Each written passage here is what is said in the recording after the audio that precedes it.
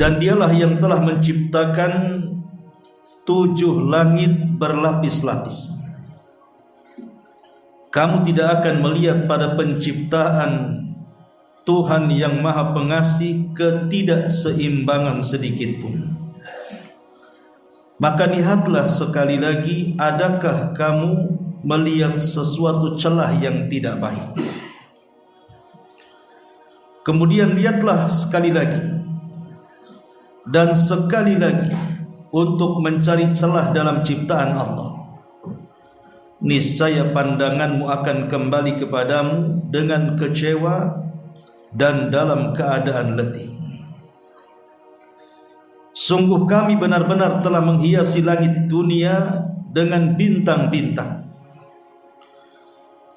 menjadikan bintang-bintang itu sebagai alat pelempar terhadap syaitan, dan menyediakan bagi mereka setan-setan itu azab neraka yang menyala-nyala. Hadirin dan hadirat yang dimuliakan Allah Subhanahu wa taala, ayat ini menjelaskan kepada kita tentang kebesaran Allah Subhanahu wa taala. Di mana ada ciptaan Allah Subhanahu wa taala yang merupakan tanda kuasa Allah Subhanahu wa taala, dan itu bisa kita lihat. Itulah penciptaan Allah Subhanahu wa taala yang kita kenal dengan langit yang di atas kepala kita. Penciptaan Allah Subhanahu wa taala terhadap langit ini sesuatu keajaiban, karena tidak ada satupun yang sanggup menciptakan langit kecuali Allah.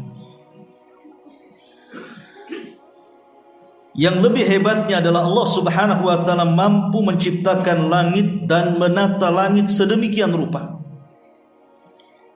dan sedemikian kokohnya, sampai-sampai kalau kita melihat langit itu tidak ada satu tiang pun yang menyanggahnya. Ma'asyiral muslimin yang dimuliakan Allah Subhanahu wa taala, ada keajaiban langit yang luar biasa. Pertama, dulu langit dan bumi itu menyatu, tapi sekarang berpisah. Langit di mana, bumi di mana? Allah Subhanahu wa taala berfirman dalam surah Al-Anbiya ayat 30. Awalam yara alladhina kafaru anna as-samawati wal arda kanata ratqan fafataqnahuma. Tidakkah orang-orang kafir itu melihat bahwa dahulu langit dan bumi itu bersatu, melekat, kemudian kami pisahkan keduanya. Dalam teori modern kita lihat, mungkin antum yang pernah belajar fisika, ada namanya teori Big Bang. Itu menurut pakar-pakar kekinian, bahwa dahulu ada ledakan hebat, yang ledakan inilah kemudian memisahkan antara langit dan bumi. Dan teori ini tidak bertentangan dengan Al-Quran. 14 abad yang silam Al-Quran sudah turun kepada Rasul menjelaskan teori ini. Jadi orang-orang kafir ketika menciptakan teori ini, sebelumnya sudah didahului Al-Quran. Surah Al-Anbiya ayat 30 ini. Ya, karena memang Allah Subhanahu wa taala yang menciptakan langit dan bumi, dialah yang paling tahu bagaimana menciptakannya.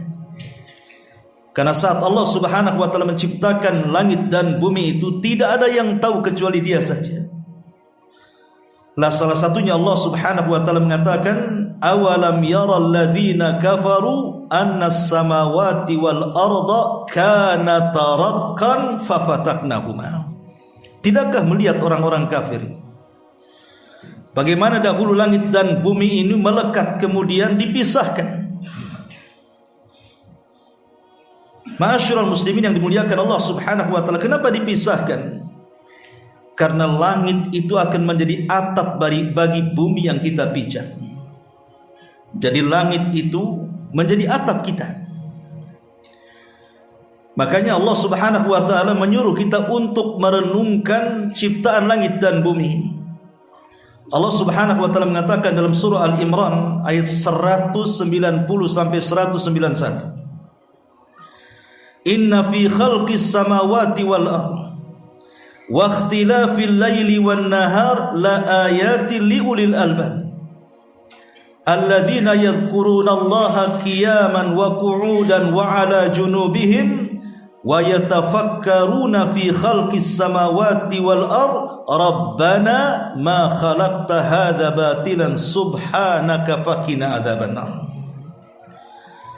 Sesungguhnya pada penciptaan langit dan bumi dan bergesernya ada siang ada malam, sebenarnya itu menjadi tanda-tanda bagi orang-orang yang mau berfikir. Siapa mereka? Orang-orang yang senantiasa berzikir kepada Allah, baik saat dia berdiri, baik saat dia duduk ataupun terbaring. Kemudian mereka memikirkan tentang ciptaan Allah akan langit dan bumi. Kemudian mereka mengatakan, Ya Rabb kami, Engkau tidak menciptakan ini semua sia-sia. Maha suci Engkau, maka bebaskan kami dari azab neraka. Jadi inilah tujuan kenapa Allah Subhanahu wa taala memisahkan langit dan bumi yang tadinya bersatu dengan teori Big Bang tadi. Akhirnya kemudian bumi di bawah dan langit di atas. Bahkan langit akan menjadi atapnya. Yang namanya atap, seperti kita berada di masjid ini, ikhwan.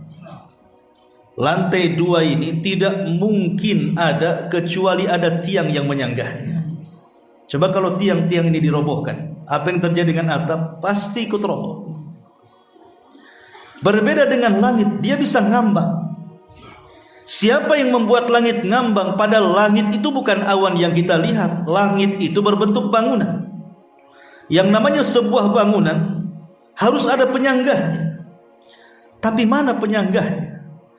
Kita keliling dunia saja tidak akan ketemu penyanggahnya. Dan Allah Subhanahu wa taala firmankan di dalam surah Luqman, khalaqas samawati bighairi amadin tarawnaha. Allah telah menciptakan langit itu tanpa ada tiang yang kau bisa lihat. Silakan buktikan keliling satu dunia ini dari ujung timur, barat, utara dan selatan, kita tidak akan melihat ada satu tiang yang menyanggah langit. Artinya posisi langit itu mengambang, padahal dia sebuah bangunan. Siapa yang membuat langit itu kokoh tanpa tiang? Siapa lagi kalau bukan karena Allah Subhanahu wa taala. Ma'asyiral muslimin yang dimuliakan Allah Subhanahu wa taala. Dan Allah Subhanahu wa taala berfirman dalam surah Al-Hajj ayat 65. Alam tara anna Allah sakhkhara lakum ma fil ardi wal fulka tajri fil bahri bi amrihi wa yumsikus samaa an taqa 'alal ardi illa bi idnihi. Tidakkah engkau melihat Allah sudah menundukkan kepada kalian apa yang ada di permukaan bumi, termasuk juga lautan yang penuh dengan gelombang-gelombang tinggi, dengan kapal kalian bisa menundukkannya. Tentunya bi amrihi, dengan perintah Allah Subhanahu wa taala. Termasuk kata Allah, wa yumsikus sama, Allah menahan langit antaqa 'alal ardi, untuk jatuh ke bumi, illa biidznih, kecuali dengan izin Allah Subhanahu wa taala. Kapan? Saat kiamat dibangkitkan. Kalau sudah kiamat dibangkitkan, maka Allah Subhanahu wa taala akan membuat infitar. Kemudian setelah itu insyiqaq. Makanya ada surah al-infitar, ada surah al-insyiqaq namanya. Infitar itu maksudnya belah, tapi belum semuanya, retak. Kemudian insyiqaq baru belahannya lebih besar. Disitulah malaikat semua turun dari langit. Barulah kemudian langit menimpa bumi dan digulung oleh Allah Subhanahu wa taala. Ma'asyiral muslimin yang dimuliakan Allah Subhanahu wa taala, Itulah di antara kenapa Allah Subhanahu wa taala dalam ayat ini menjelaskan tentang kuasanya. Bagaimana Allah Subhanahu wa taala berfirman, "Alladzi khalaqa sab'a samawatin tibaqa." Dia juga yang menciptakan 7 langit yang berlapis-lapis. Jadi langit itu 7 lapis. Ada langit pertama, kedua, ketiga sampai ke-7. Ma tara fi khalqir rahmani min tafawut. Kamu tidak akan melihat pada ciptaan Allah yang Maha Pengasih ini ketidakseimbangan. Subhanallah. Langit dibuat dengan seimbang. Di langit ini kan penuh dengan galaksi, ya, penuh dengan planet-planet, galaksi-galaksi dan yang semacamnya. Entah berapa jumlahnya. Makanya ketika Nabi SAW bercerita tentang telaga kelak pada hari kiamat yang akan didatangi kaum muslimin dan minum dari telaganya, Rasul menceritakan tentang jumlah gelas di telaga itu. Apa kata Rasul? Adaduha ka'adadin nujumi fis sama. Di mana gelas-gelas dalam telaga itu sejumlah bintang yang ada di langit. Siapa yang bisa menghitung bintang di langit? Tidak ada yang bisa menghitung bintang di langit.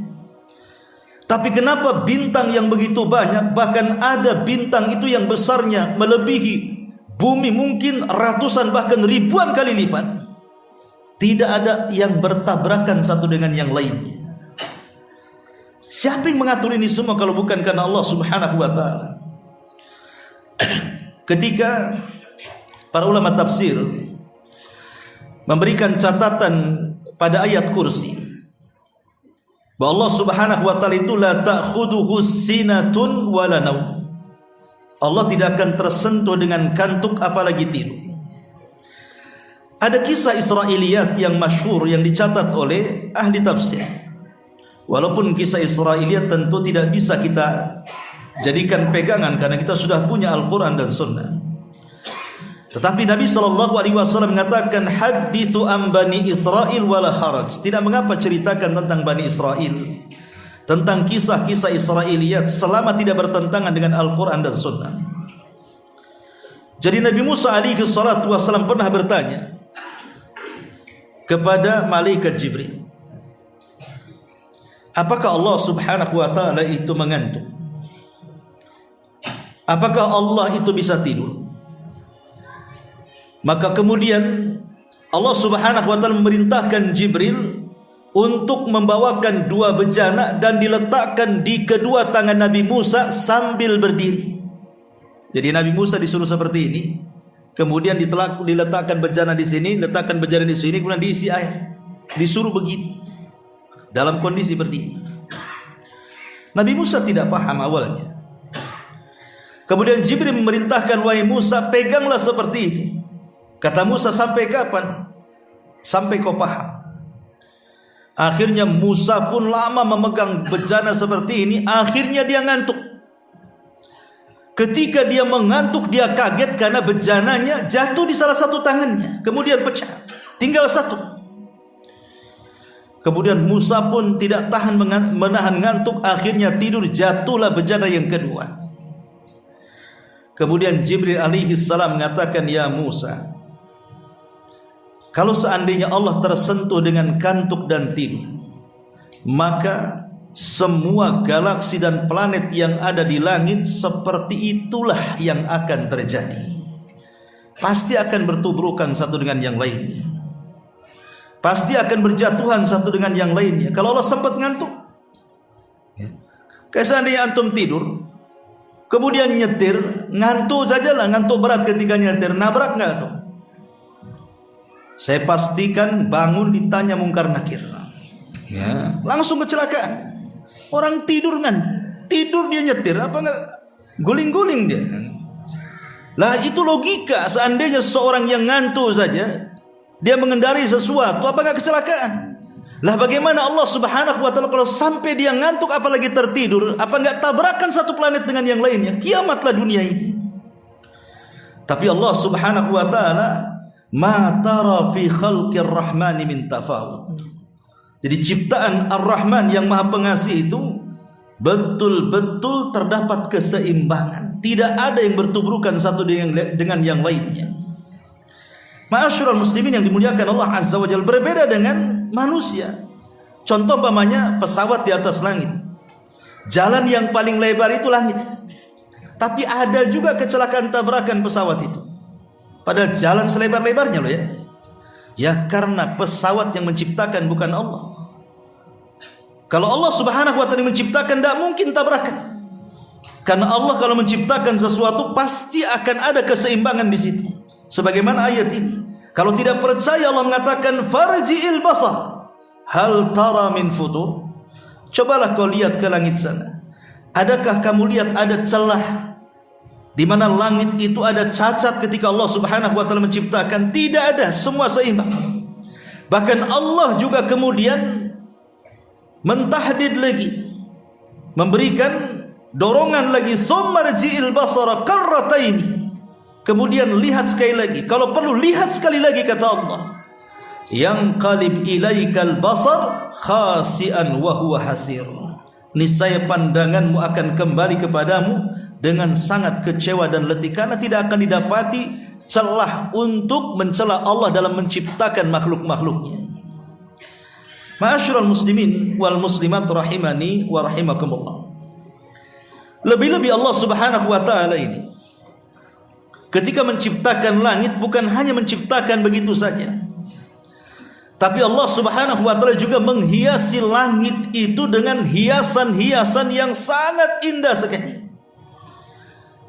Dengan cara apa? Allah tabur bintang di mana-mana. Makanya kalau kita lihat di tanggal-tanggal awal-awal Hijriah, sebab kalau sudah pertengahan itu sudah purnama. Kalau sudah purnama sedikit tuh bintang-bintang. Tapi kalau di permulaan tanggal Hijriah belum muncul bulan, itu biasanya bintang berserak asal tidak mendung saja. Kita lihat ke langit. Posisi kita mungkin berada di tengah padang pasir atau di tengah ketinggian. Coba kita lihat ke langit. Di situ nampak keindahan ciptaan Allah Subhanahu wa taala. Makanya banyak orang-orang yang meniru kan. Buka putkot, dibuatlah lampion banyak-banyak kan gitu. Ada apa itu, nyala-nyala semua kan, indah kali. Padahal kalau siang hari banyak sampahnya tuh. Malam aja kelihatan indah kan. Ya karena lampu-lampu itu yang membuat indah. Walaupun warungnya samping solokan pun nampak indah dia. Karena lampu yang membuat indah. Dari mana manusia punya ide seperti ini? Dia melihat ke langit. Seperti itulah indahnya langit. Makanya Allah Subhanahu wa taala mengatakan walaqad zayyana as-samaa'a ad-dunya bimasabiha. Sungguh kami benar-benar telah menghiasi langit dunia dengan bintang-bintang yang menjadikan bintang-bintang itu penghias langit. Tetapi walaupun bintang itu menghiasi langit, dia ada fungsi yang memang Allah fungsikan. Apa fungsinya?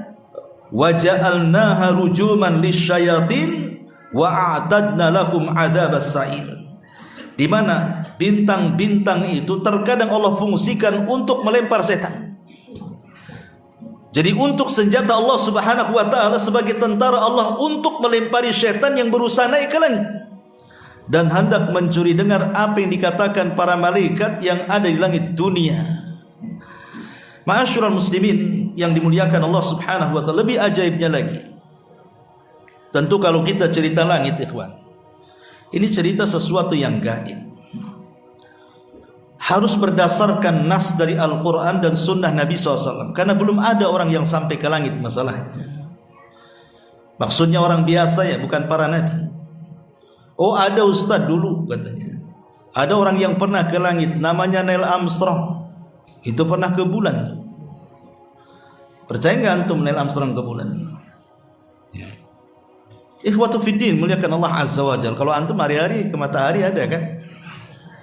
Ada matahari sambil belanja untuk matahari.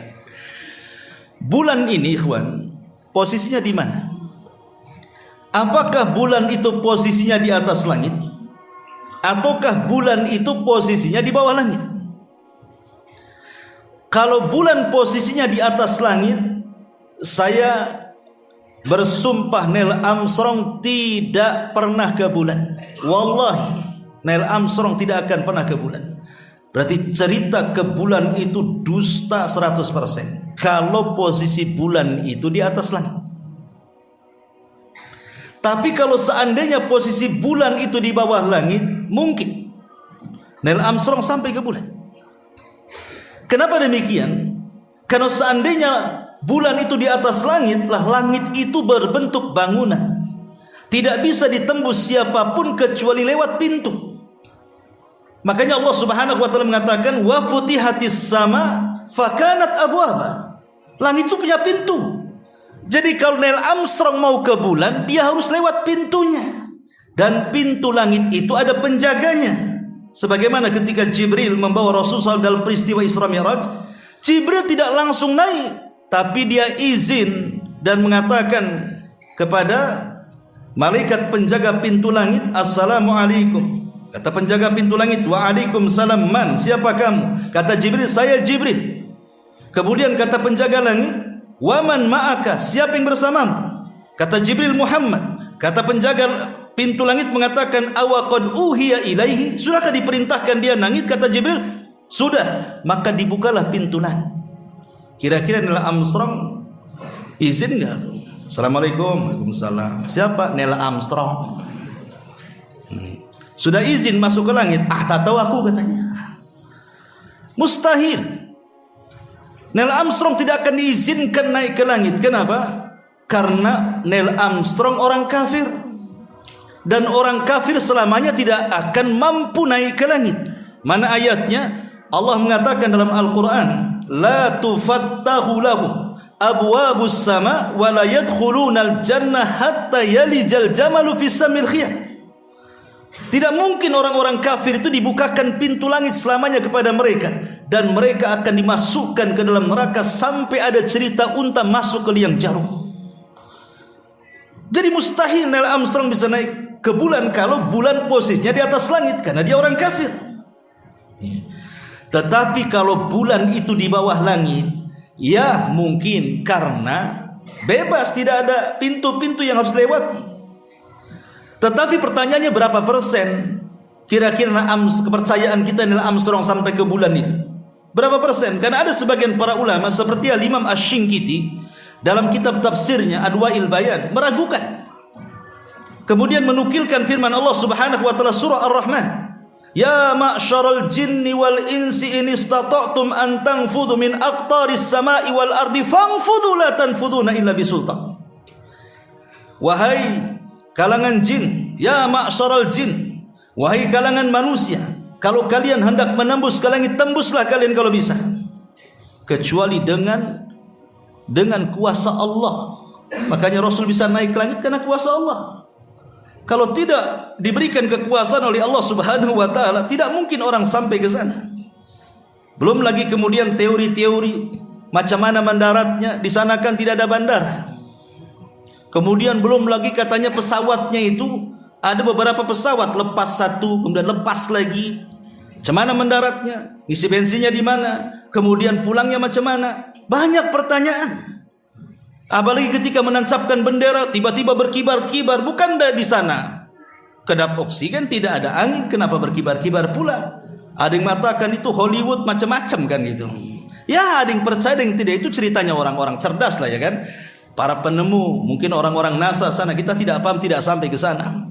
Tapi yang ingin saya katakan bahwa kalau kita cerita tentang isi langit ini perkara gaib, harus dengan wahyu.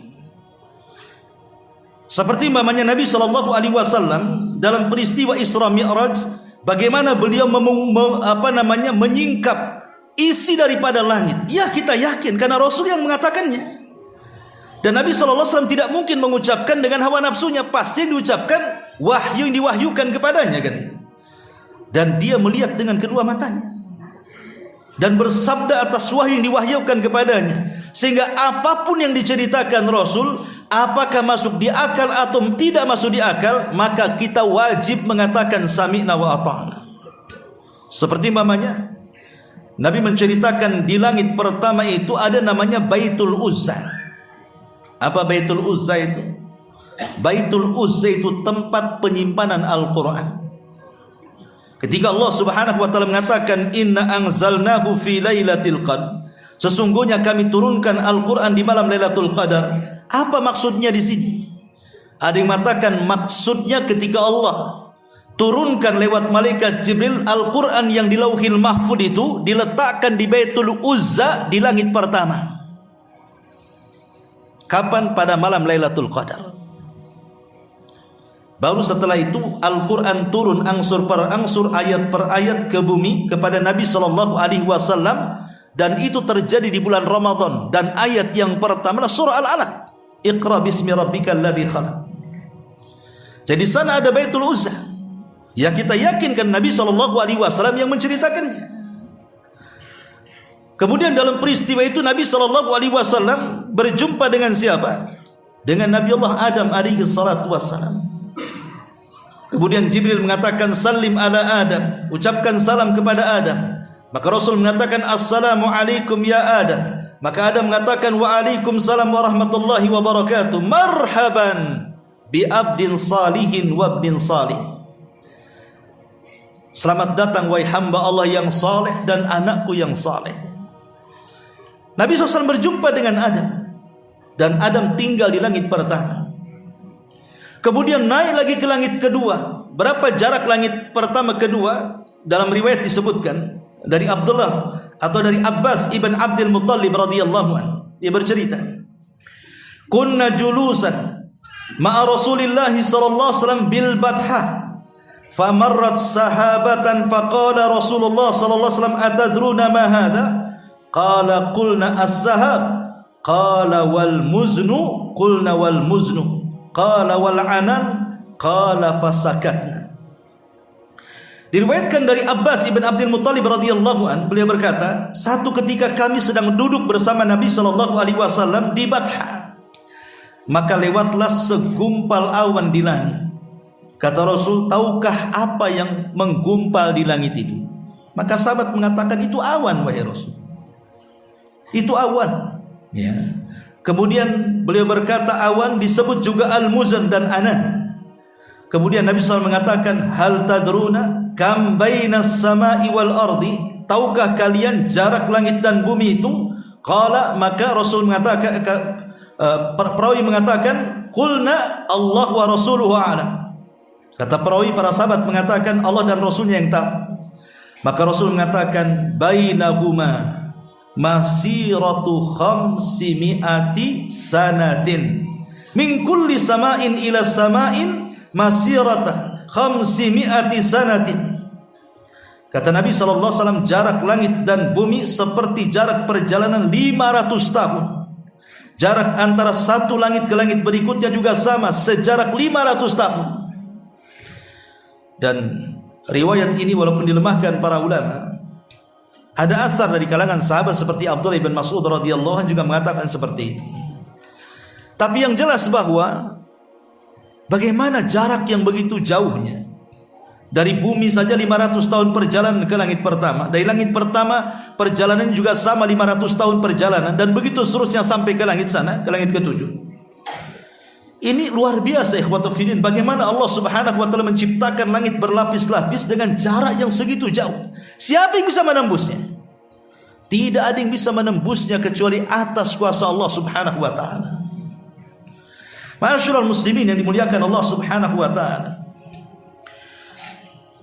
disebutkan bahwa di dalam langit itu banyak rahasia. Dan rahasia yang paling besar adalah keberadaan Allah subhanahu wa ta'ala di atas langit. Ini rahasia yang paling besar. Dahulu di zaman Nabi SAW ada Bani Tamim datang menemui Rasul dan ingin masuk Islam tapi minta imbalan. Akhirnya Rasul menolaknya. Masuk Islam kok minta imbalan? Itu mana ceritanya? Akhirnya kemudian datang lagi kelompok dari Yaman, kabilah dari Yaman. Mereka ingin masuk Islam tanpa imbalan, karena memang betul-betul ingin mendapatkan hidayah Islam. Dan mereka mengatakan, ya Rasulullah, betul-betul kami ingin mendalami Islam, Tapi ada satu pertanyaan yang mengganjal bagi kami wahai Rasul. Kemudian mereka mengatakan, ya Rasulullah, aina kana Rabbuna azza wa jal qabla an yakhluqa khalqa. Rasul, di mana sebenarnya Allah itu sebelum menciptakan makhluknya? Sebelum ada arsy, sebelum ada kursi, sebelum ada Baitul Ma'mur, sebelum ada langit, sebelum ada apa-apa, sebelum ada bumi. Di mana Allah Subhanahu wa taala? Akhirnya kemudian Nabi SAW mengatakan, kana fi amain ma tahtahu hawa wa ma fawqahu hawa thumma khalaqa arsyahu 'alal ma'. Maka Rasulullah SAW mengatakan, Allah itu ada di ama. Apa sih ama itu? Ama itu artinya gelap. Makanya orang buta itu disebut apa? A'ma. Dalam bahasa Arab orang buta disebut a'ma. Coba antum pejamkan mata. Kira-kira apa yang ada dalam pikiran antum? Melihat apa? Namanya orang memejamkan mata yang seolah-olah nggak ada apa-apa kan? Gelap semuanya. Itulah makna a'ma. Kemudian kata Nabi SAW, di bawahnya tidak ada udara, di atasnya pun tidak ada udara. Kemudian Allah menciptakan arasy-Nya di atas airnya. Disinilah terjadi perselisihan para ulama tentang apa makna ama di sini. Makanya Al-Qadhi Iyad rahimahullah taala dia mengatakan, al-muradu bil amah ma la taqbaluhu al-awhamu wa la tudrikuhu al-uqulu wal afhamu. Abbar an adamil makani bima la yudrak wa la yutawahham wa an adami ma yahwihi wa yuhitu bihil hawa fa innahu yutlaq wa yuradu bihil khala alladhi huwa ibaratun an adamil jismi liyakuna aqrab ilal fahmi sami. Kata Qadhi Iyad, dia mengatakan yang dimaksud ama di sini adalah sesuatu yang tidak bisa diterima oleh imajinasi, bayangan, hayalan, ya, dan tidak bisa digapai oleh akal secerdas apapun. Nabi menunjukkan ketidakadaan tempat dengan sesuatu yang tidak bisa dimengerti dan tidak bisa diimajinasikan atau dihayalkan, dan juga menunjukkan ketidak ada sesuatu yang memuatnya atau udara yang melingkupinya. Istilah ini secara mutlak dimaksudkan pada satu kekosongan murni, khala, yang merupakan istilah bagi ketiadaan materi. Hal ini agar lebih mudah dimengerti oleh para pendengar. Intinya tidak ada siapapun, tidak ada makhluk apapun kecuali Allah saja. Adapun Allah di mana, wallahu a'lam. Rasulullah mengatakan fil ama. Ada yang mengatakan makna ama itu maksudnya tidak ada yang mendahului Allah dan tidak ada yang siapapun yang menandingi Allah saat itu. Huwal awwal wa laysa qablahu syai' wa huwal akhir wa laysa ba'dahu syai'. Dia yang awal, tidak ada yang mendahului, dan dia yang akhir, tidak ada yang setelahnya. Itulah ama maknanya. Ma'asyiral muslimin yang dimuliakan Allah Subhanahu wa taala. Tapi setelah itu Allah menciptakan 3 makhluk yang diperselisihkan para ulama yang ada di atas langit itu. Pertama arsy, yang kedua lautan, dan yang ketiga qalam. Mana yang lebih dahulu? Ya. Sebagian para ulama mengatakan bahwa Allah pertama kali menciptakan itu adalah qalam. Jadi sebelum Allah menciptakan makhluk, qalamlah yang pertama kali diciptakan Allah. Kemudian Allah mengatakan, ya qalam, catatlah segala sesuatu yang akan terjadi. Maka qalam pun mencatat semuanya yang Allah diktekan kepadanya sampai tintanya habis, sementara ilmu Allah belum tercatat semuanya. Kemudian diletakkan di Lauhil Mahfuz catatannya. Ini menurut Imam Ibnu Jarir dan Ibnu Jauzi. Tapi ada yang mengatakan bukan qalam yang pertama, tapi yang pertama adalah arsy. Itulah yang pertama diciptakan Allah Subhanahu wa taala, dan ini pendapat yang dikuatkan oleh Imam Ibnu Taimiyah rahimahullahu taala dan juga muridnya Imam Ibnul Qayyim. Dan ini banyak dikuatkan oleh para ulama mutaakhirin seperti Syekh Utsaimin dan yang lainnya, mengatakan bahwa yang pertama kali diciptakan Allah arsy. Kemudian ada yang mengatakan bukan, Tapi yang pertama diciptakan adalah alma. Alma itu artinya lautan di atas langit sana. Di atas langit itu ada lautan, ada air. Ya. Dan ini yang dikuatkan oleh Ibnu Mas'ud dan sebagian ulama salaf, di antaranya Badruddin Al-Aini rahimahullahu taala mengatakan bahwa yang pertama diciptakan itu adalah air. Dari sini terjadi pertentangan para ulama. Tetapi bagi kita, apakah yang pertama kolam, apakah yang pertama itu kursi, apakah yang pertama itu lautan atau air, itu Allah yang lebih tahu tentang itu. Tapi sekali lagi, ulama mutaakhirin dan juga ulama mutaqaddimin, sebagian mereka berpendapat bahwa yang pertama diciptakan itu adalah arsy, baru kemudian lautan, baru kemudian kolam. Dan Allah subhanahu wa ta'ala di atas arsy-Nya. Baru setelah itu Allah subhanahu wa ta'ala ciptakan makhluk-makhluk yang lain. Allah ciptakan kursi, Allah ciptakan Baitul Ma'mur, termasuk Allah subhanahu wa ta'ala menciptakan langit selama 6 hari beserta bumi. Allah mengatakan fi sittati ayyam. Jadi Allah subhanahu wa ta'ala ketika menciptakan langit dan bumi itu fi sittati ayyam. Sebagaimana Allah mengatakan dalam surah Al-A'raf ayat 54, Inna rabbakumullahu alladhi khalaqas samawati wal ard fi sittati ayyam thumma stawa 'alal 'arsy. Sungguh Rabbmu telah menciptakan langit dan bumi ini selama 6 masa, 6 hari. Maksudnya dimulai dari hari apa? Dimulainya hari Ahad. Ahad, Senin, Selasa, Rabu, Kamis, Jumat. Selesailah penciptaan langit dan bumi itu. Orang-orang Yahudi ketika mereka, karena bagaimanapun kabar tentang Allah menciptakan langit dan bumi itu juga ada pada Taurat, ada pada Injil, ada pada Quran. Karena ini kitab-kitab langit kan. Cuman orang-orang Yahudi mengatakan bahwa saat Allah subhanahu wa ta'ala sudah selesai menciptakan langit dan bumi, dimulai hari Ahad, kemudian diakhiri hari Jumat, hari Sabtu Allah cuti. Capean katanya.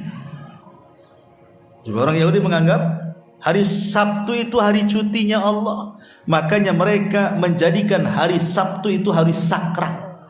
Makanya di Quran ada cerita tentang kisah Ashabus Sabti.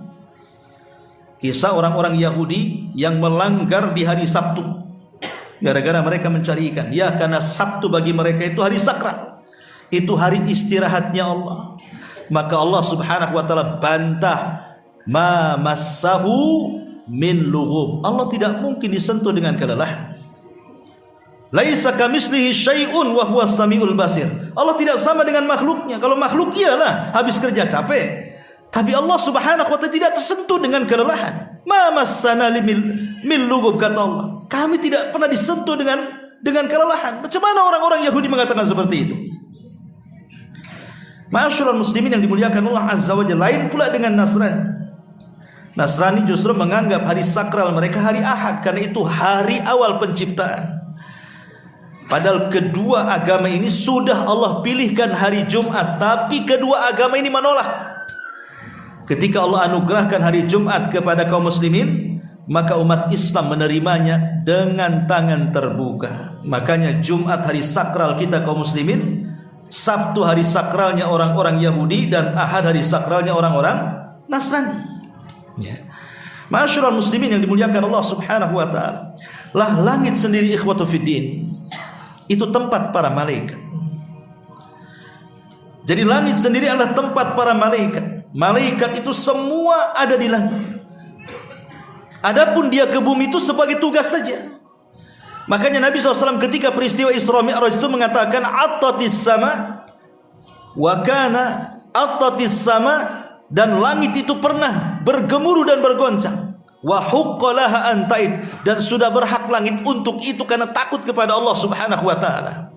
Kemudian Rasul mengatakan, di langit itu tidak ada jarak 4 jari kecuali ada malaikat yang sujud sampai kiamat, ruku sampai kiamat, berdiri sampai kiamat, bertasbih sampai kiamat.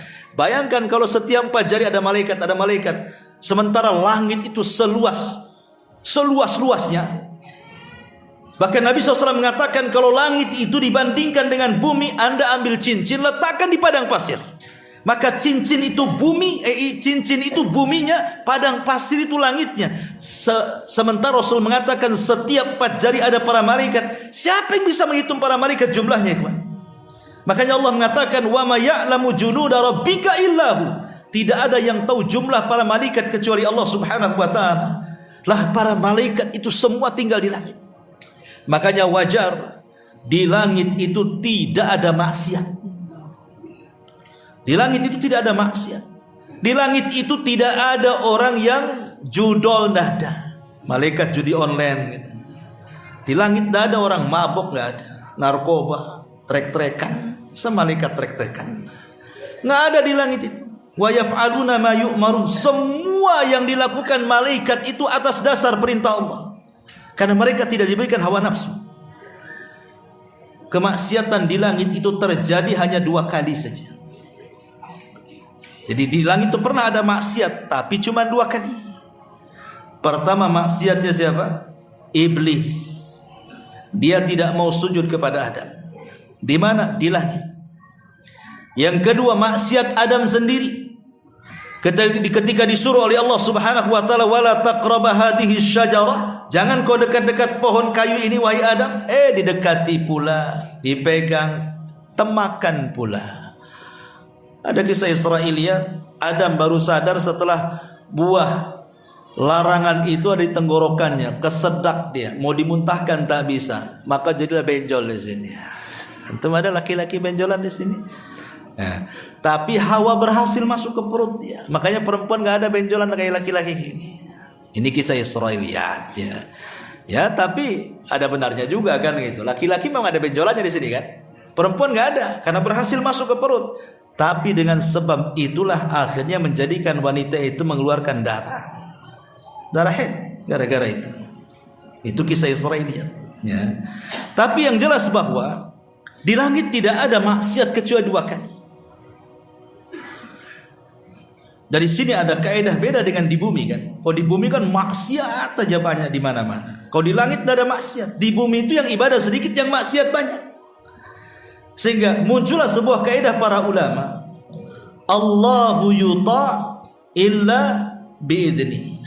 Allahu yu'sa illa Allahu yuta illa biidni. Allah itu ditaati itu karena izinnya. Dan Allah itu yu'sa illa bi'ilmi. Tapi Allah itu dimaksiati karena pengetahuannya. Apa maknanya? Allah itu ditaati karena izinnya. Allah itu dimaksiati karena pengetahuannya. Ini kaidah, ikhwan. Ya. Allah ditaati karena izinnya. Begini, ikhwan, sehebat apapun antum ibadah, anggaplah tidak pernah maksiat kepada Allah Azza wa Jalla. Tidak pernah maksiat walaupun sekejap mata. Hidupnya seperti para malaikat. Solatnya, puasanya, zikirnya, baca Qur'annya luar biasa. Apakah antum menjamin ibadah antum diterima? Tidak ada yang menjamin kecuali karena izin Allah Subhanahu wa taala. Kalau Allah tidak mengizinkan ibadah kita diterima, sampai kiamat tidak akan diterima. Walaupun antum jungkir balik solat. Karena ibadah itu karena izin Allah Subhanahu wa taala. Antum bisa solat itu karena izin Allah. Kalau Allah tidak mengizinkan, mungkin antum dibuat setruk di rumah sana. Tapi Allah izinkan antum datang ke sini untuk ngaji. Antum bisa sholat isya nanti. Antum bisa lanjutkan dengan darasnya yang lain, bisa menghafal Quran, berzikir dan yang lainnya. Tidak lain kecuali karena izinnya. Tetapi Allah dimaksiati itu karena pengetahuannya. Allah tahu manusia akan bermaksiat, tapi Allah biarkan. Bahkan manusia itu juga tahu dia sedang bermaksiat kan, tapi dia pura-pura tak sedang bermaksiat. Ma'asyiral muslimin yang dimuliakan Allah Subhanahu wa taala, kembali bahwa langit ini makhluk Allah yang luar biasa, dan dia berbentuk bangunan dan ada pintu-pintunya, dan pintu itu tidak mungkin dibuka kecuali karena izin Allah Subhanahu wa taala. Di antara para nabi yang pernah dibukakan pintu langit siapa? Pertama, nabi yang awal-awal ya, Nabi Idris. Sekali lagi ada kisah Israiliyat. Sekali lagi kalau saya berkisah Israiliyat itu jadikan pelezat kisah saja. Tidak usah dijadikan pegangan, hanya melezatkan kisah saja. Idris ini terkenal di zaman itu mengajak manusia untuk kepada kebaikan, karena memang ketika itu dirusak oleh kabilah Qabil sehingga kaum di zaman itu rusak. Maka diutuslah Idris untuk membenahi. Saking semangatnya Idris berdakwah kepada manusia untuk membenahi manusia, maka Allah berikan pahala setiap hari sebanyak orang yang didakwahinya. Makin semangat dia. Kemudian dia takut kalau usianya tidak panjang. Ketika dia berjumpa dengan Jibril, maka dia bicara kepada Jibril, bisa enggak usiaku dipanjangkan? Maka Jibril mengatakan, itu bukan wewenangku. Yang berwenang mencabut nyawa atau tidak mencabut nyawa itu malaikat maut. Sebaiknya kau ngobrollah dengan dia. Akhirnya oleh Idris malaikat Jibril diangkatlah Idris kemana? Ke langit. Itulah kemudian pintu langit dibuka, naik ke langit pertama, kedua, ketiga, keempat. Makanya Idris itu pernah berjumpa dengan Rasul dalam hadis Isra Mi'raj di langit keberapa? Keempat. Kan di langit pertama jumpa dengan Adam, langit kedua berjumpa dengan Isa dan Yahya, langit ketiga berjumpa dengan Yusuf, baru langit keempat berjumpa dengan Idris. Ya. Tiba-tiba ketika sampai di langit keempat, rupanya malaikat maut sudah nunggu di situ. Jibril heran, belum dipanggil kok sudah muncul di situ. Kata Jibril, wahai malakul maut, ada masalah apa kok di sini? Dia mengatakan, aku baru saja diperintah Allah untuk nyabut nyawa orang di sini. Aku pikir mana ada orang manusia di langit keempat, katanya. Rupanya Jibril baru bawa Idris ke langit keempat, kan gitu. Yang satu pengen tawar-tawaran supaya jangan dicabut, yang satu pula diperintah untuk nyabut. Itulah kematian. Kalau datang kematian, itulah yastakhiruna sa'ata wa la yastaqdimun. Tepat waktunya, tidak mungkin mundur, tidak mungkin maju. Kata Jibril, apa Idris yang kau maksud di sini? Karena nggak ada manusia lain kan? Akhir dicabutlah nyawa Idris. Makanya dia satu-satunya nabi yang meninggal di langit keempat. Idris alaihi salam. Di sini ada kaidah la yamnaul, ada kaidah apa namanya? Tidak bisa mencegah takdir. Al-hadaru la yamna'ul qadar.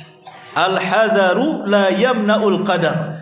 Lari dari kematian tidak bisa mencegah takdir kematian. Ini Idris mau lari dari kematian kan? Mau tawar-tawaran tuh, kalau bisa hidupnya agak lama. Tapi takdir kematian datang kepada malaikat maut. Itu namanya orang lari dari kematian tidak bisa mencegah orang takdir kematian. Kayak kemarin lah di masa corona. Banyak orang yang tidak mati corona, mati ketabrak di jalan. Kenapa dia mati? Ketabrak, saya kira corona katanya. Ya karena seperti itu. Kemudian kisah yang kedua, kisah siapa? Isa bin Maryam. Isa bin Maryam ini dikepung oleh tentara Romawi. Setelah kematian Zakaria dan sebelumnya setelah kematian Yahya yang dipenggal lehernya. Kemudian kepalanya dijadikan mahar wanita pelacur. Ketika dikepung oleh tentara Yahudi itu, Romawi, Isa sudah tahu karena Jibril beritahu. Lah ketika itu orang-orang Hawariyun yang tidak seberapa jumlahnya, orang-orang pilihan murid-murid Isa, kemudian berkumpul di markas itu, dan Isa mengatakan, sebentar lagi saya akan ditangkap dan akan dibunuh dan akan disalib. Siapa di antara kalian yang mau menggantikan aku, kuusap wajahnya sehingga mukanya persis denganku. Tapi resikonya dia akan ditangkap, dia akan dibunuh dan disalib. Tapi sebagai hadiahnya dia akan menjadi temanku di sorga. Gak ada yang mau lah. Ditangkap, dibunuh, siapa yang mau? Rupanya ada yang paling muda di antara mereka.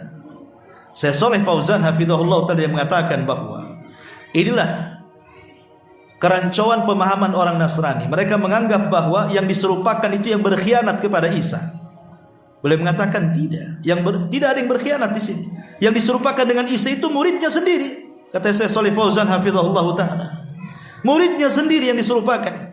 Kemudian setelah itu Isa pun berwasiat kepada mereka agar berpencar setelah dia diangkat. Dakwahkan dakwah Injil kepada manusia. Makanya dari murid-murid itu akhirnya macam-macam versi Injil itu jadinya. Ya, ada 40 lebih Injil yang disepakati, cuma 4 saja.